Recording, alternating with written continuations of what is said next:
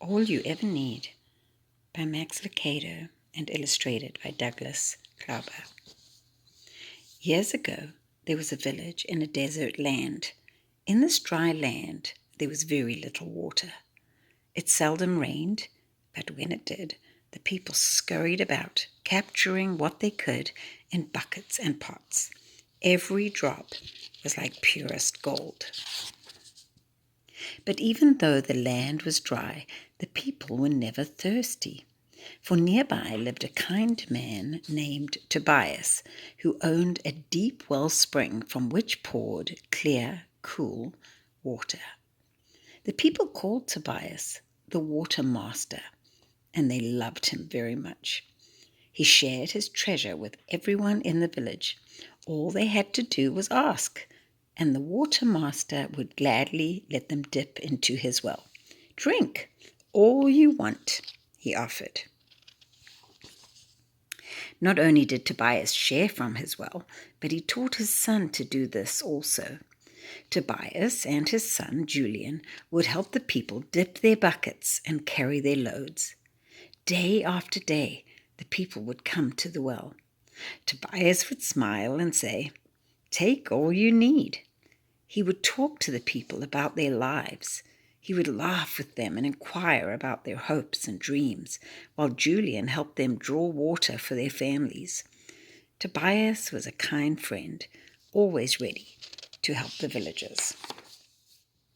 One day, the water master announced to the village, "My son and I are going away for a while. While we're gone, my servant Elzevir will watch over the well. He will give you all the water you need." With that, the water master and his son turned and walked up the road leading from the village. The people were sad to see them leave, but they trusted Elzevir to supply their needs. And indeed, Elzevir did just as the water master said. Each day when the villagers came to ask for water, he eagerly filled their buckets. As he did, he told the people, "Take all you need. There is plenty of water for all." For a time, the village went about its business as usual. But then one day, Elzevir noticed that the villagers were not grateful when they received their water. They just took their full buckets and raced away without one word of thanks. This troubled Elzevir so much that he decided to stop giving water to everyone. He forgot the water master's kindness to all.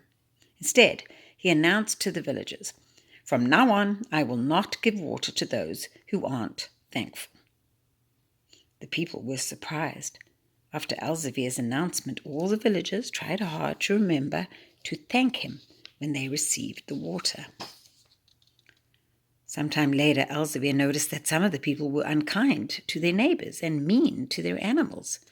Again, the substitute watermaster was bothered. He determined to give water only to nice people. "If you are mean to your animals or unkind to your neighbors, you will get no water," he announced. The people worked hard to please Elzevir so they wouldn't go thirsty, but as time passed, the taskmaster continued to find some new fault with the people. "You are too busy. You are too lazy. You're not quick enough, or smart enough, or pretty enough." With each decision, fewer people were given water. Over time, the villagers grew sad and angry. "How can we ever be good enough for Elzevir?" they questioned.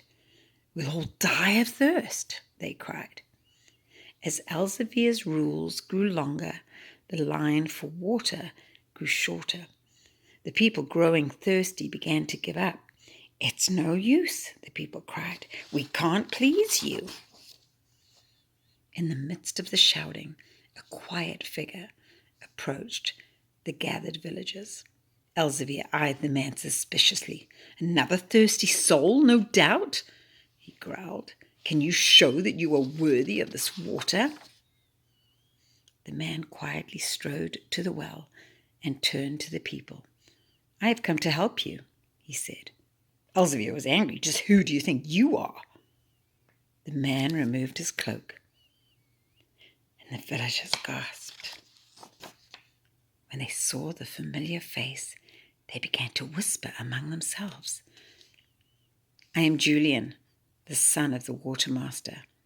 My father sent me to share the water with all the people.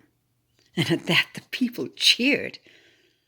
Elzevir became afraid, and the villagers wanted revenge. No water for Elzevir, they shouted. The son held up his hand to the crowd to quiet them. My father's water is a gift to all, he said patiently. But Elzevir was cruel to us. I know he was, but if water were given only to good people, who could drink? No one spoke. The son placed his hand on Elzevir's shoulder. Freely you have received, freely give. The people looked at each other and were silent.